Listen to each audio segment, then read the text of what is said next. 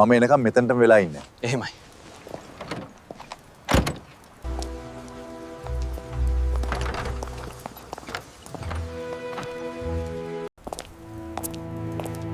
සුබ සැන්දෑවක් වේවස.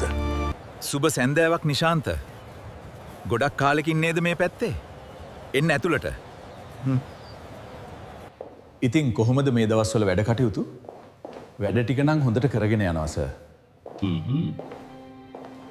වාඩි වෙන්න. ස්තුතියි. සර් ලියනවා කිව්ව පොත එහෙනම් අවසන් කරා.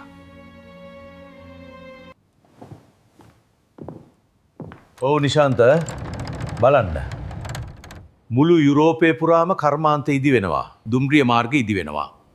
එදා Tamanට පරිභෝජනය කරන්න වගා කරපු ගොවින් අද වාණිජමය ගොවිබිම් වල අයිතිකරුවන්. සර් කියන්නේ මේ ක්‍රමේ වඩා යහපත් ලෝකයක් හදාවි කියලාද? ඒකේ තර්කයක් නැහැ. මේ බලන්න නිශාන්ත.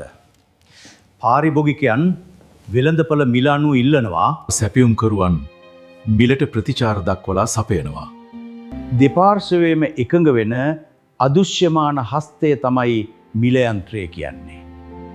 වෙළඳපොළක සිදුවන මේ සමතුලිත හුවමාරුව මගින් පාරිභෝගිකයන්ට ගෙන දෙන වාසිය තමයි පාරිභෝගික අතිරික්තය කියන්නේ.